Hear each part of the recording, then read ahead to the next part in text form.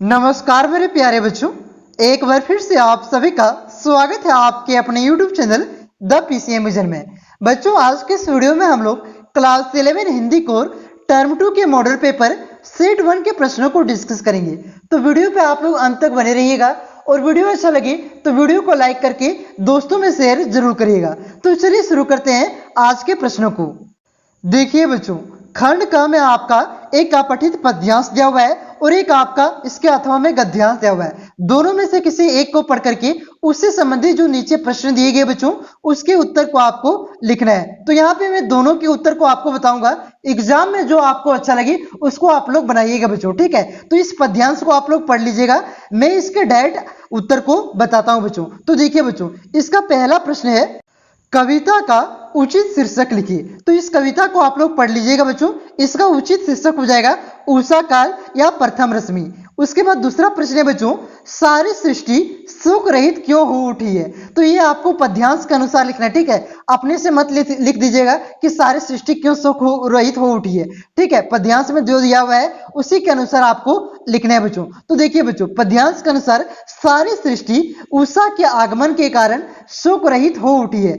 उषा के आगमन से रात्रि का अंधकार लुप्त हो जाता है और सृष्टि के लोग अपने अपने काम धंधे में लग जाते हैं। इस वजह से सारी सृष्टि सुख रहित हो उठी है। उसके बाद ग नंबर का प्रश्न है बच्चों, भारत को हिमालय का आंगन क्यों कहा गया है। तो देखिए बच्चों, भारत देश को हिमालय का आंगन कहा गया है क्योंकि जिस प्रकार घर के आंगन में उषा की पहली किरण पड़ती है, उसी प्रकार पूर्व दिशा से उदित होते हुए सूर्य की पहली किरण भारत देश की धरती पर पड़ती है। इस वजह से भारत को हिमालय का आंगन कहा गया है बच्चों।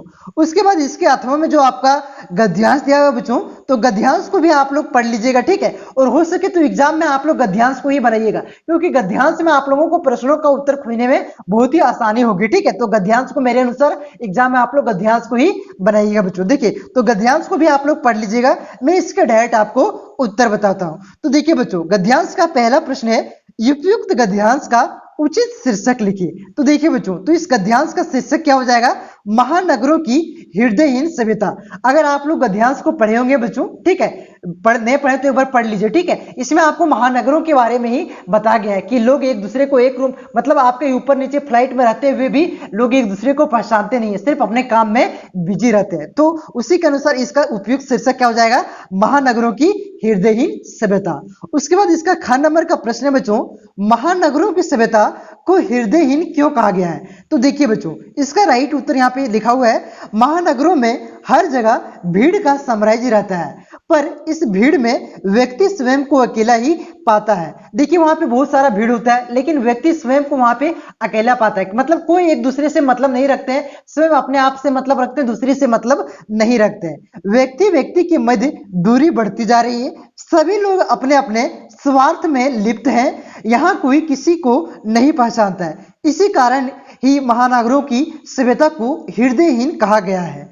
उसके बाद ग नंबर का प्रश्न बच्चों, हार्दिक होने का क्या आशय है। तो देखिए बच्चों, हार्दिकता होने का आशय हृदय से होने वाला पहले मनुष्य में मनुष्य के प्रति जो माया, ममता और सहानुभूति के भाव, जो हार्दिकता थी, जो अपनाना था, वह अब विलुप्त हो चुका है। तो हार्दिकता का क्या आशय है बच्चों, पहले मनुष्य में क्या होती थी, माया होती थी, ममता होती थी, सहानुभूति की भाव होती थी, ठीक है। उसी को क्या कहा जाता था, हार्दिकता कहा जाता है। अब क्या है, सारे लोग लालची हैं, एक दूसरे से मतलब नहीं रखते हैं, ठीक है, अपने काम से मतलब रखते हैं और दूसरे से बातचीत नहीं करना चाहते हैं। ये जो पहले था ये नहीं था, लोगों के प्रति लोगों का सहानुभूति था, उसी को क्या कहा जाता था, हार्दिकता कहा जाता है बच्चों, ठीक है। ये पेसेज के अनुसार आपको जो गद्यांश दिया हुआ है उसी के अनुसार आपको उत्तर लिखना है, अपने से मत लिख दीजिएगा, ठीक है, नहीं तो आपको एक भी नंबर नहीं मिलने वाला। और सारा जो आप लोगों ने 3-3 प्रश्न देखा है वो पेसेज आपका 6 नंबर का है, ठीक है, यानी कि 3 प्रश्न दिए हुए 2-2 नंबर का। उसके बाद देखिए बच्चों, उसके बाद जो आपका है दूसरा प्रश्न यानी कि खंड का में बच्चों, निम्नलिखित में से किन्हीं 2 प्रश्नों का उत्तर दीजिए। यहाँ पे 4 प्रश्न है बच्चों, 4 में से आपका 2 निबंध है।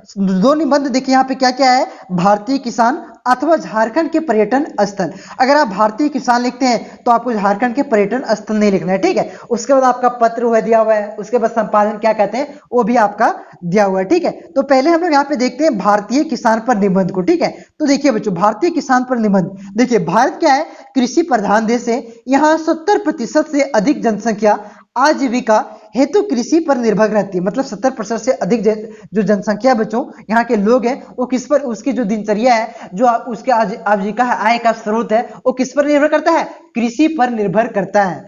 देखिए दैनिक जीवन की अन्य आवश्यकताओं भी कृषि पर आश्रित है। देश की अर्थव्यवस्था में किसानों का महत्वपूर्ण योगदान है। पूर्व प्रधानमंत्री शास्त्री जी ने कृषकों के महत्व को निरूपित करते हुए जय जवान जय किसान का नारा दिया था।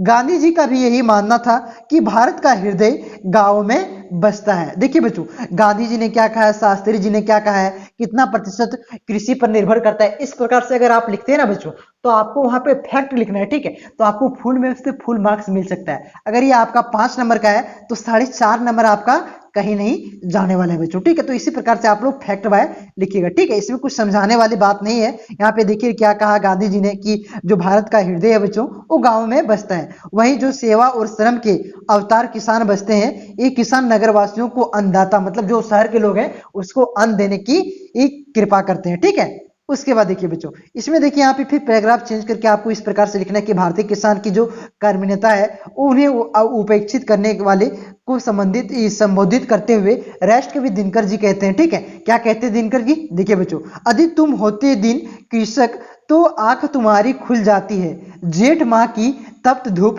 अस्थि तुम्हारी घुल जाती है। तो ये आप लिखिएगा तो फिर भी चलेगा, ठीक है। दिनकर नहीं, सिर्फ महात्मा गांधी ला आप लोग लिख दीजिएगा। और लाल बहादुर शास्त्री ला की जय जवान जय किसान का उन्होंने नारा दिया। और महात्मा गांधी ने क्या कहा था कि मतलब जो भारत का जो आत्मा है वो गांवों में निवास करती है। तो इस प्रकार से आप लोग लिखिएगा फैक्ट बना करके, तो आपको फुल में से फुल नंबर मिल सकता है बच्चों, ठीक है। इसमें कुछ समझने वाली बात नहीं है, आप लोग इसको पढ़ लीजिएगा। नहीं तो इसका पीडीएफ मैं जिस प्रकार से history, geography, Hindi, elective, economics का पीडीएफ मैंने टेलीग्राम में दे दिया बच्चों, उसी प्रकार से इसका तीनों सेट का एक साथ आपको पीडीएफ में टेलीग्राम ग्रुप में दे दूंगा। निबंध आप लोग वहां से पढ़ लीजिएगा। निबंध में कुछ समझने वाली बात नहीं है बच्चों, ठीक है। तो इसको आप लोग पढ़ लीजिए। तो नोट करना चाहते हैं तो इसको स्क्रीनशॉट लेकर के नोट कर सकते हैं। देखिए बच्चों, इसको नोट कर सकते हैं, ठीक है। इसको आप लोग यहाँ पे नोट कर लीजिए। अगर मैं पढ़ते जाऊंगा तो काफी वीडियो लंबा हो जाएगा। देखिए नोट कर लीजिए आप लोग इसको। उसके बाद देखिए इसका जो आपका अथवा में था बच्चों, झारखंड के पर्यटन स्थल। देखिए झारखंड में बहुत सारे पर्यटन स्थल है, जैसे हुंडरू जलप्रपात है आपका, ठीक है। आपका पारसनाथ है, जगन्नाथ मंदिर है, रजरप्पा मंदिर है, ठीक है। धनबाद में आपका ये बिरसा मुंडा पार्क है। जमशेदपुर में आपका जो क्या बोलते हैं, कौन सा पार्क है बच्चों, जमशेदपुर में जूलॉजिकल पार्क है क्या, अच्छा जो भी पार्क है। तो बहुत सारे पार्क है घूमने के लिए, ठीक है। तो मैथन डैम है आपका, पंचेत डैम है।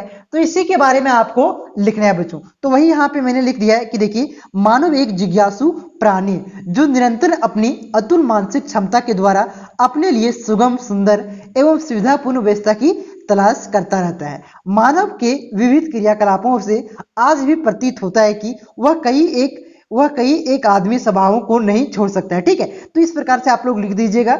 देखिए इसमें कुछ समझने वाली बात नहीं है पैसेज में, सॉरी निबंध में, इस वजह से मैं इसको नहीं समझा रहा हूँ, ठीक है बच्चों।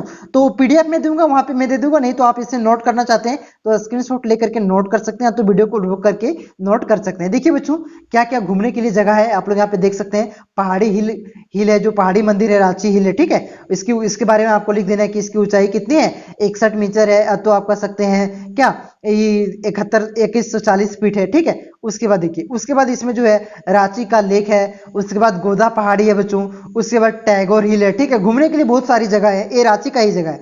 उसके बाद देखिए जगन्नाथ मंदिर है रांची, उसके बाद दसम जलप्रपात है, हुंडरू जलप्रपात है। तो इसके बारे में आप लोग लिख लीजिएगा, यहाँ पे ज्यादा हार्ड नहीं है, ये आप लोग देख सकते हैं। इसके अलावा आप लोग लास्ट में इस प्रकार से लिखिएगा, ठीक है। 3-4 आप लोग लिखिए, ज्यादा लंबा नहीं। यहाँ पे ज्यादा लंबा मैं इसलिए बता दिया हूँ कि आपको देखिए, मैं अगर 2 पन्ना का बताता हूँ तो अगला 2 पन्ना एक बार आप पढ़िएगा तो 1 पन्ना जरूर आपको याद रहेगा, और 1 पन्ना आप लोग लिखिएगा एग्जाम में तो आपको फुल में से फुल मार्क्स मिल जाएगा, ठीक है। कम से कम 1 पन्ना आपको जरूर लिखना है। अगर मैं एक ही पन्ना बताता हूँ तो पूरा आप लोग याद नहीं ना कर पाइएगा, ठीक है। 1 पन्ना में आपको आधे पन्ना याद रहेगा, आधे पन्ना याद रहेगा तो आपको फुल में फुल नंबर नहीं मिलेगा। तो थोड़ा ज्यादा ही आप लोग पढ़िए ताकि वहां पर आपको थोड़ा कुछ कम याद रहे, फिर भी आप लोग अच्छा से लिख लीजिएगा। ठीक है, इस प्रकार से लिख दीजिएगा कि आम झरिया है, परोरा प्रपात है, सत्यवाहिनी प्रपात है, क्रांति प्रपात। प्रपात का मतलब क्या होता है? ये वाटरफॉल। ठीक है, वाटरफॉल झरना, प्रपात का मतलब। ठीक है, तो ये आपका क्या क्या है? सुत्याम्बे नगर, तोपताची, इसके बारे में आप लोग लिख दीजिएगा बच्चों। क्लियर है? उसके बाद देखिए बच्चों अगला क्वेश्चन पे हम लोग आते हैं बच्चों। देखिए इस प्रकार से आप लोग लिख लिए ना। उसके बाद नेक्स्ट क्वेश्चन है बच्चों, ख नंबर का प्रश्न है बच्चों, अपनी रचना प्रकाशन के लिए किसी समाचार पत्र या पत्रिका के संपादक को पत्र लिखिए बच्चों। ठीक है, देखिए बच्चों अगर आप क नंबर का बनाते हैं तो उसमें से एक ही निबंध लिखना है। ठीक है, यहाँ पे आपका क ख ग घ 4 दिया हुआ है। अगर आप क नंबर का बनाते हैं तो 2 निबंध वहां पे क नंबर में दिया हुआ है, उसमें से एक लिखिए, और जो बाकी जो आपका ख ग और घ नंबर का बच रहा है उनमें से किसी एक को बनाना है। अगर आप दोनों निबंध जो क नंबर में दिया हुआ है दोनों निबंध को लिख देते हैं तो आपको नंबर नहीं मिलेगा, एक ही निबंध का नंबर मिलेगा 5 नंबर। ठीक है, तो प्रश्न को आप लोग वहां पे थोड़ा ध्यान से समझिएगा। ठीक है, अगर निबंध लिखना है तो दोनों में से कोई एक निबंध लिखिए और बाकी बात जो आपका 3 दिया हुआ है ख ग और घ उनमें से किसी एक को लिखिए बच्चों। तो संपादक को यहाँ पे पत्र लिखना है। पत्र के लिए आपका एक स्पेशल वीडियो आएगा एग्जाम से 2 दिन पहले। ठीक है, तो यहाँ पे मैं पत्र को फिर भी एक बार समझा देता हूँ। देखिए बच्चों आपको लिखना है सेवा में, जिस प्रकार से आप लोग प्रधानाध्यापक के पास पत्र लिख रहे हैं ना, ठीक उसी प्रकार से सेवा में लिखना है। और किसके पास लिखना है? प्रधान संपादक। और कौन से पेपर वाले के पास लिख रहे हैं? समाचार पत्र के पास लिख रहे हैं, तो यहाँ पे रांची समाचार पत्र अथवा हिंदुस्तान, आप लोग जो भी लिख सकते हैं, प्रभात खबर भी लिख सकते हैं। ठीक है, उसके बाद उसका एड्रेस आप लोग नीचे लिख दीजिएगा कि रांची झारखंड। उसके बाद विषय क्या है बच्चों? कि विषय तो आपका क्वेश्चन में ही दिया हुआ है कि अपनी रचना के प्रकाशन हेतु। ठीक है, उसके बाद देखिए नीचे आपको यहाँ पे लिखना है महोदय। उसके बाद नीचे आपको पैराग्राफ चेंज करना है और इस प्रकार से थोड़ा आपको लिखना है, मैं आपके लोकप्रिय समाचार पत्र रांची एक्सप्रेस, यानी कि यहाँ पे जो आपका समाचार पत्र का नाम है बच्चों उसको लिखना है। उसमें लिख देना है कि मैं अपनी रचना प्रकाशित कराना चाहता हूं, मैं एक छात्र होने के साथ ही कविताओं की रचना भी करता हूं। मैं अपनी एक कविता भेज रहा हूं जिसका शीर्षक है विस्तृत शहर। ठीक है, तो यहाँ पे आप लोग लिख दीजिएगा कि मुझे अपनी यह रचना बहुत पसंद है, यदि आपको यह कविता आपके समाचार पत्र के स्तर की लगे तो इसे प्रकाशित करने की कष्ट करेंगे, अन्यथा इसे वापस मेरे पास भेज दें। ठीक है, उसके बाद नीचे आपको यहाँ पे क्या लिखना है? धन्यवाद लिखना है बच्चों। उसके बाद यहाँ पे आप लोग नीचे लिखिएगा। ठीक है, थोड़ा पेज यहाँ पे दूसरा पेज में चला गया, लिख दीजिएगा भवदीय, फिर नाम लिख दीजिएगा, यहाँ पे नाम लिख दीजिएगा अपना। ठीक है, यहाँ पे भवदीय लिखिएगा, आपका विश्वासी लिखिएगा और यहाँ पे आपका नाम लिख दीजिएगा और नीचे एड्रेस दे दीजिएगा। मैं पेज आपको दिखा देता हूँ किस प्रकार से लिखना है। देखिए बच्चों इस प्रकार से लिख दीजिएगा भवदीय, आपका नाम लिख दीजिएगा, वहां पे आपका नीचे एड्रेस दे दीजिएगा। ठीक है, वहीं पे अगला पेज में मत देना। सोचिए इस प्रकार से आपको लेटर लिखना है कि एक ही पेज में हट जाए। ठीक है, ज्यादा बड़ा नहीं करिएगा, ज्यादा एक पेज में नहीं हटेगा तो वो पेज पलटता उतना जल्दी नहीं है, ध्यान नहीं देता है और कम नंबर दे करके चल जाता है। और एक बार जो नंबर दिया गया उसको वे लोग काटते नहीं है। ठीक है, ये आपको ध्यान में रखना है। और सर चश्मा वाला रहता है, ज्यादा ध्यान नहीं देते, एक बार के नंबर बैठाते चलता है। ठीक है, तो हो सके तो आप लोग एक ही पेज में बनाइएगा और इस तरह से आप लोग वहां जैसे खत्म हुआ धन्यवाद लिखिएगा यहाँ पे। उसके बाद नीचे आपको यहाँ पे इस प्रकार से लिख देना है कि ठीक है। उसके बाद देखिए बच्चों अगला क्वेश्चन आपका, कोरोना के बचाव के उपाय बताते हुए अपने मित्र को एक पत्र लिखिए। तो देखिए बच्चों यहाँ पे ये था आपका क्या है? इनफॉर्मल लेटर है। ठीक है, और ये आपका क्या था? जो इससे पहले वाला संपादक के पास, प्रिंसिपल के पास पत्र लिखना है, अधिकारी के पास, वो आपका फॉर्मल हो गया। तो इनफॉर्मल जो होता है बच्चों वो दोस्त उसके पास लिखा जाता है। ठीक है, तो इसे किस प्रकार से लिख सकते हैं? तो देखिए बच्चों आपको ये साइड क्या लिखना है? अपना पता लिखना है। ठीक है, क्या आदर्श छात्रावास उच्च माध्यमिक विद्यालय इंदर रोड सिंहभूम। ठीक है, उसके बाद लिखना है प्रिय मित्र रजत, यहाँ पे नाम देना है प्रिय मित्र का, जो आपका नाम है, जो दोस्त का नाम है। ठीक है, प्रिय मित्र दे देते हैं हरेंद्र, शुभम, शुभांशु, कुछ भी। ठीक है, उसके बाद लिखिएगा विगत कई वर्षों से तुम्हारा पत्र नहीं आया है, संभवतः इसका कारण कोरोना वायरस चल रही ऑनलाइन पढ़ाई रहा होगा। इस समय कोरोना तेजी से फैल रही है, इसलिए बचाव के लिए बहुत ही जरूरत है। ठीक है, जब बहुत जरूरी हो तब ही घर से निकलें, घर से निकलने से मास्क लगाकर निकलना और साथ ही सैनिटाइजर लेकर के चलें। तो इस प्रकार से आप लोग लिख दीजिएगा बच्चों। ठीक है, इस प्रकार से इसको पढ़ लीजिएगा, मैं आपको तरीका बता दे रहा हूं। इसके बाद पैराग्राफ चेंज कीजिएगा, अपने मम्मी पापा को, मतलब नहीं बोलते, अपने मम्मी पापा को प्रणाम कहिएगा। बचपन में आप लोगों ने पढ़ा होगा ना कि बड़ों को प्रणाम कहिएगा और छोटों को क्या कहिएगा? मेरा आशीर्वाद। उस प्रकार से यहाँ पे आपको लिख देना बच्चों। ठीक है, थोड़ा स्टैंडर्ड क्वालिटी लिखना है कि छोटे छोटे भाई बहन को मेरा प्यार देना, पत्र का उत्तर और अपनी तथा अपने परिवार की कुशलता का समाचार देते रहना, शुभकामनाएं सहित इस प्रकार से नीचे लिखना है। उसके बाद यहाँ पे लिखना तुम्हारा मित्र, अपना नाम लिख देना जो पत्र लिख रहे हैं। क्लियर है बच्चों?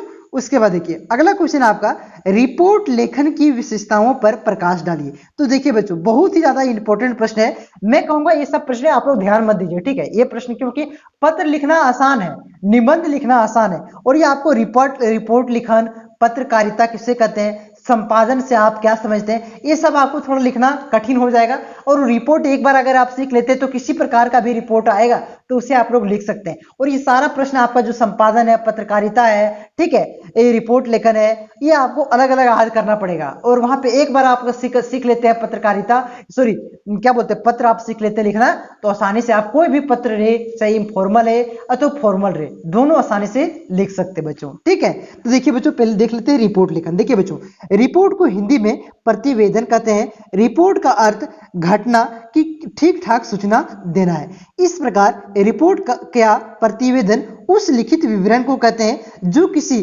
जांच के परिणाम स्वरूप प्रस्तुत किया गया हो। प्रतिवेदन या रिपोर्ट लेखन की प्रमुख विशेषताएं निम्नलिखित है। तो यहाँ पे आप लोगों ने देखा बच्चों कि रिपोर्ट किसे कहते हैं, रिपोर्ट को ही क्या कहते हैं, हिंदी में प्रतिवेदन कहते हैं, ठीक है। रिपोर्ट का अर्थ क्या होता है, ठीक ठाक सूचना देना और उसके बारे में विवरण से डीप में लिखना, उसी को क्या कहते हैं, रिपोर्ट कहते हैं। इसकी क्या क्या विशेषता है, देखिए बच्चों विशेषता आपको लिख दीजिएगा, अर्थार्थ, ठीक है। देखिए बच्चों अर्थार्थता, देखिए यह रिपोर्ट लेखन की पहली विशेषता है। इसी के आधार पर विभिन्न सूत्रों से प्राप्त अर्थात तत्व ही रिपोर्ट का कलेवर तैयार करते हैं। वास्तव में सामान्य सूचना, समाचार या वृत्तांत विवरण से प्रतिवेदन की भिन्नता और विशिष्टता ही उसकी तथ्यात्मकता के कारण है, ठीक है। उसके बाद लिखिएगा, इस अर्थता को बनाए रखने हेतु वास्तविक घटना, मौखिक या लिखित गवाही, फोटो आदि का प्रयोग किया जा सकता है। उसके बाद इसकी दूसरी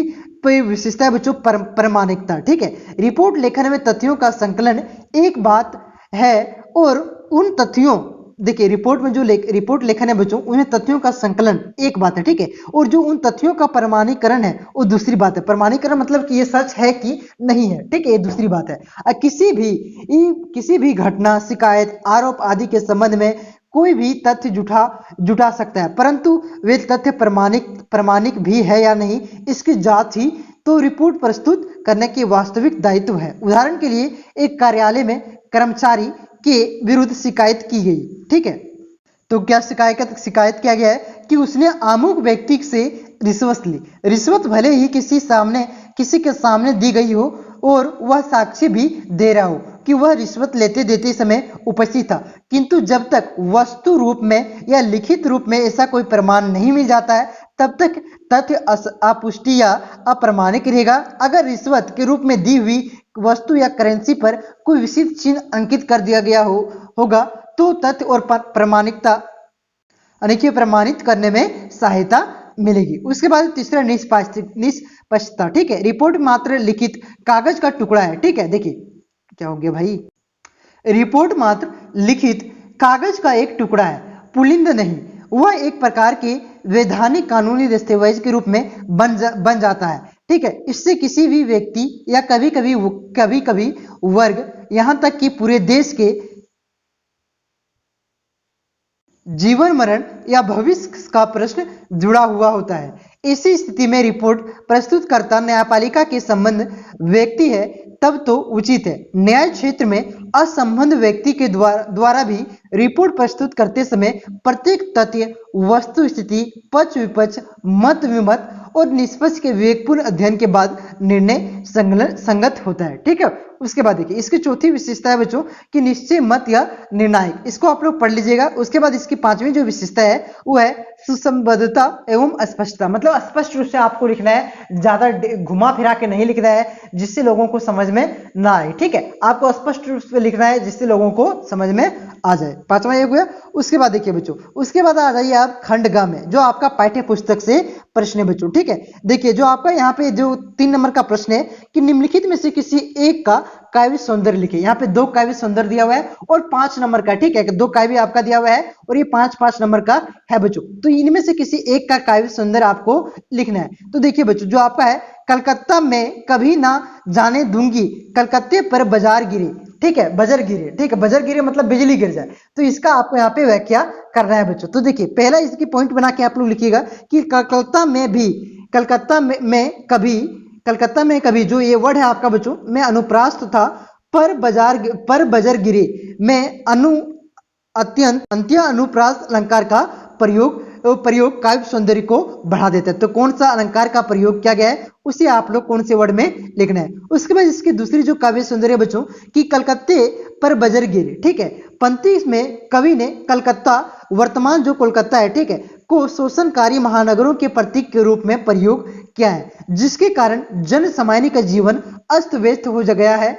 बजर गिरना अर्थात वज्र का गिरना महानगरीय समस्याओं को जड़ से नष्ट करने की कामना का प्रतीक है। यह जीवन के जटिलताओं के संघर्ष करने और उसका विरोध करने के साहस का भी प्रतीक है। उसके बाद इसका तीसरी विशेषता जो है बच्चों काव्य सौंदर्य की, इसमें लिखना है कि भाषा ग्रामीण वातावरण अनुकूल, सरल एवं सरस एवं सादगी पूर्ण है। मतलब जो नहीं कहते बजर गिर रहे, देहाती नहीं बोलते, तो ये आपका देहाती भाषा का यहाँ एक तरह से कह सकते हैं ग्रामीण वातावरण के रूप में प्रयोग किया गया है, अनुकूल प्रयोग किया गया है। उसके बाद देखिए काव्यांश में जो चंपा का भोलापन है और हठी स्वभाव का प्रकट हुआ है। देखिए चैप्टर आप लोग पढ़िएगा तो चंपा वाला चैप्टर तो उसी से इसे लिया गया है, ठीक है। कलकत्ता महानगर में को गांव से होते पलायन के लिए उत्तरदायी माना गया है। ये 5 आप लोग लिखिएगा, 5 नंबर इस तरह से पॉइंट बना के लिखिएगा ना बच्चों, तो आपको फुल में से फुल नंबर मिलेगा, ठीक है। एक बार के आप लोग निबंध के जैसा लिख दीजिएगा, मतलब यहां से यहां डायरेक्ट एक बार के, ठीक है, तो इस तरह से नंबर नहीं मिलेगा।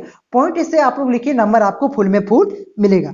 उसके बाद देखिए बच्चों अगला जो इसका क्वेश्चन है ख नंबर में कि अपने चेहरे पर संथाल परगना की माटी का रंग, भाषा में झारखंडीपन, ठंडी होती दिनचर्या, जीवन की गर्माहट। ये बहुत VVI है, आपके बोर्ड एग्जाम में फिक्स आएगा, ठीक है। तो देखिए बच्चों इसका जो काव्य सौंदर्य होगा, तो पहला पॉइंट है बच्चों प्रस्तुत काव्यांश में प्रतीकों के माध्यम से संस्कृति के विभिन्न उत्पादनों का उल्लेख किया गया है, ठीक है। इसमें जीवन की गर्माहट, उत्साह, उमंग, गतिशीलता का प्रतीक है। इसके विपरीत ठंडी होती दिनचर्या, नीरस, उत्साहहीन और उत्साह के शून्य जीवन का प्रतीक है। इन प्रतीकों में से काव्य के में अर्थ गंगा भर ये आ गया है। देखिए दूसरा है माटी का रंग, सांस्कृतिक विशेषता का परिचायक। यहाँ पे जो माटी का रंग आप लोगों ने देखा वो क्या है, वो सांस्कृतिक विशेषता का परिचायक है, मतलब परिचय।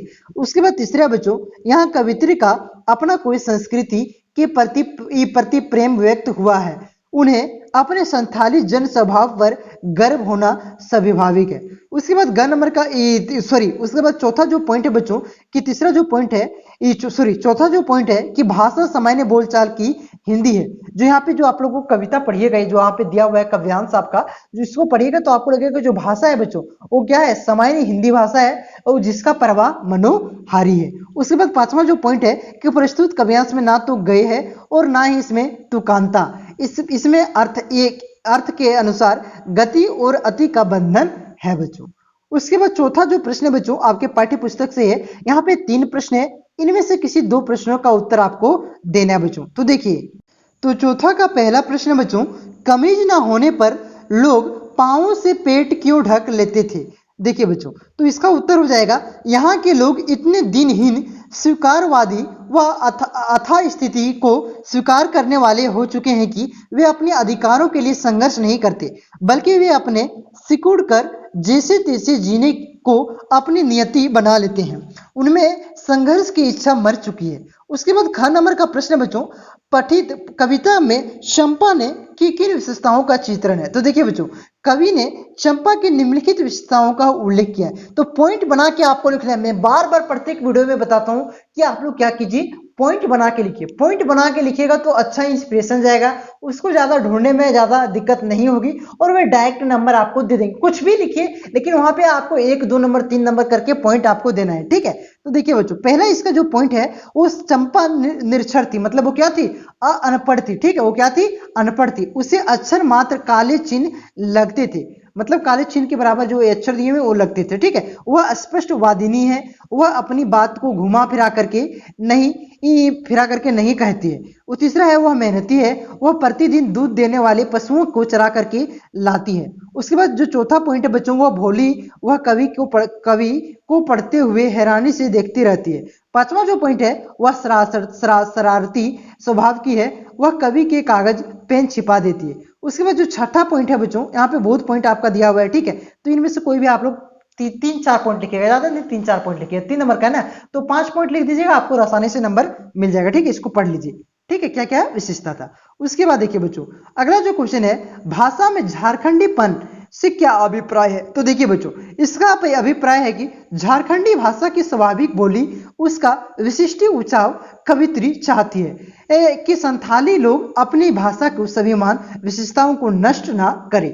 ठीक है बच्चों, ये हो गया आपके भाषा में झारखंडीपन का अभिप्राय। तो यहाँ पे 4 नंबर का जो प्रश्न है बच्चों, वो आपका क्लियर हो गया। इसको पीडीएफ में, बार बार बोल रहा हूँ, पीडीएफ में टेलीग्राम ग्रुप में दे दूंगा, उसे आप लोगों ने ज्वाइन नहीं किया है तो उसे ज्वाइन कर ले, लेकिन वीडियो आप लोग पूरा देखिए। मैं जहां पे बोल रहा हूं आपको कि वीडियो को रोकिए, वहां पे वीडियो को रोकिए आप लोग और उसे पढ़िए बच्चों। ठीक है, उसके बाद देखिए बच्चों, 5वां जो प्रश्न है आपका, देखिए पांचवा में भी आपका 3 प्रश्न है, इनमें से किसी 2 ही प्रश्न का उत्तर आपको देना है। तो देखिए बच्चों, क नंबर का प्रश्न है कि धनराम मोहन को अपना प्रतिद्वंदी क्यों नहीं समझता था।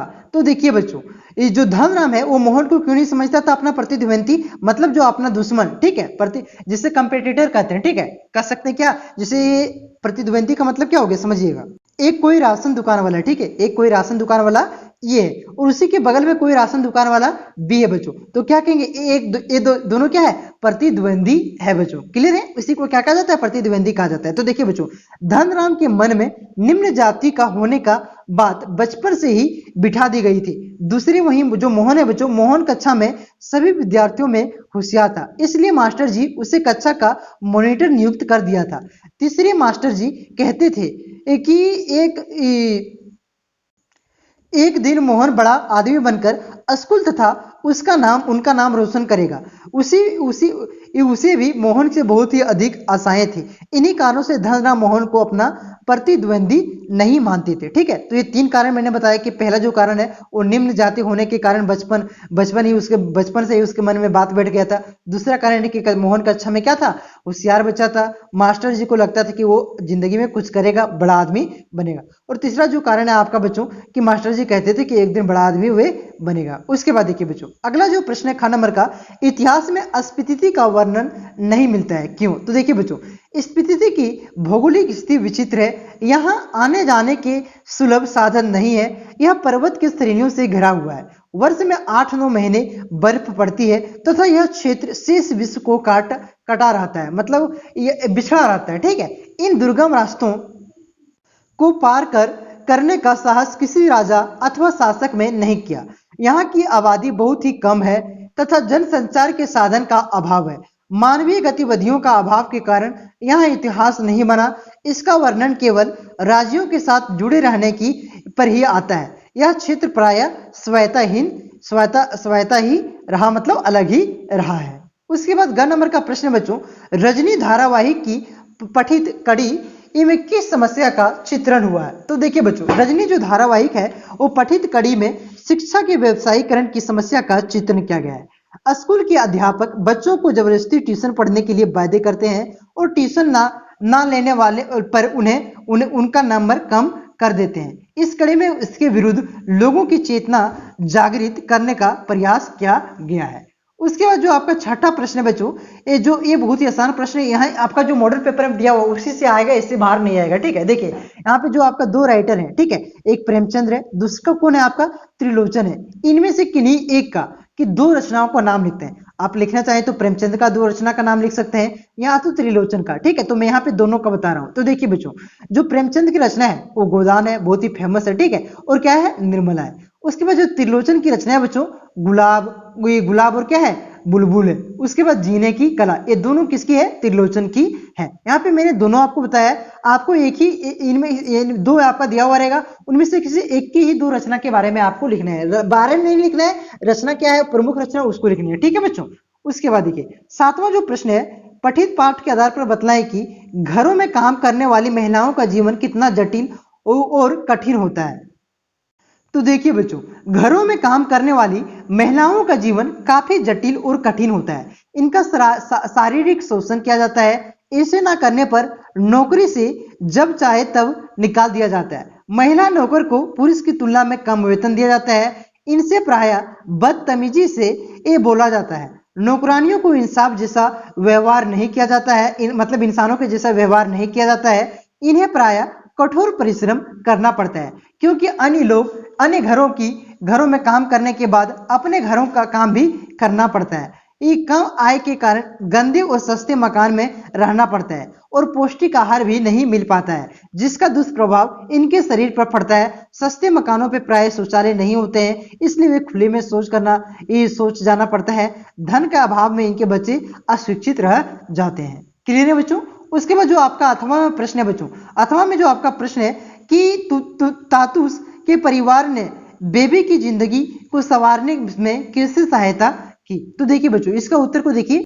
बेबी अपने पति से अलग 2 बच्चों के साथ किराए के मकान में रहती थी। उसे चिंता थी कि वह किराया कैसे देगी और खाएगी क्या। तातुसुन के परिवार ने सबसे पहले तो उसे अपने घर में सफाई और खाना बनाने के लिए की नौकरी देकर उसकी चिंता को दूर की। बेबी की किराए वाले मकान जब टूट गया तब उसे खुले आसमान में रात गुजारनी पड़ी। तातुस को जब पता चला कि उन्होंने अपने मकान में एक कमरा रहने के लिए दे दिया है, तो तातुस ने अपने बच्चों के पास स्कूल पढ़ने के लिए भर्ती करवा दिया। बेबी की किताब पढ़ने की रुचि देखकर तातुस ने उसे एक डायरी पेन दिया तथा अपने लेखन हेतु प्रेरित किया। बेबी का बड़ा लड़का उससे अलग रहता था, जिसका पता बेबी को नहीं था। तातुस ने उसके बड़े बेटे को खोजकर बेबी से मिलवाया। तातुस के कोलकाता के मित्र ने बेबी का लिखने के प्रति हौसला बढ़ाया। तातुस के घर में आकर उसका जीवन को बदल दिया गया और अंततः वह दिन भी ये आ गया जब बेबी हलदर का लिखा हुआ लेख पत्रिका में छपा। इस प्रकार तातुस के परिवार ने बेबी की जिंदगी संवार दी। क्लियर है बच्चों? उसके बाद आपका आखिरी और 8वां प्रश्न है। देखिए बच्चों, 2 नंबर का प्रश्न है, ज्यादा आपको नहीं लिखना है। कि वो लो अंधारी पाठ में स्त्री पुरुष संबंध की किस समस्या पर प्रकाश डाला गया है। तो देखिए बच्चों, प्रस्तुत पाठ में स्त्री पुरुष संबंध की इस समस्या पर प्रकाश डाला गया है कि स्त्री पुरुष के बिना अधूरा है। बेबी का पति उस पर अत्याचार करता था, इसलिए उसने अपने बच्चों को साथ लेकर के पति का घर छोड़ दिया। अब उसे अपने जीवन यापन के लिए कठोर परिश्रम करना पड़ा, लेकिन फिर भी लोग उसे गंदी नजर से देखते थे। पुरुष ही नहीं, स्त्रियां भी उस पर पबतियां कसती थी, मतलब क्या कहते हैं, एक तरह से चुगलियां करती थी। ठीक है, इस प्रकार ताना मारती थी। ठीक है, इस प्रकार उसका जीवन नरक के समान बन गया।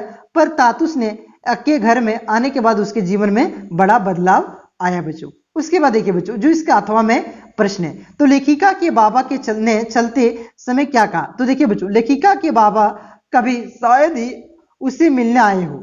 अब जब उन्हें कहीं से पता चला कि बेबी लेखन कार्य कर रही है, तो लेखिका से मिलने आए। लेकिन उस समय उन्होंने लेखिका के बड़े लड़के से भी मुलाकात की। उन्होंने कहा कि तुम लोग और भी तरक्की करो। बाबा ने लेखिका से कहा कि अब उसके सुख के दिन आने वाले हैं। उसका लड़का बड़ा हो रहा है, वही एक दिन उसे सुख देगा।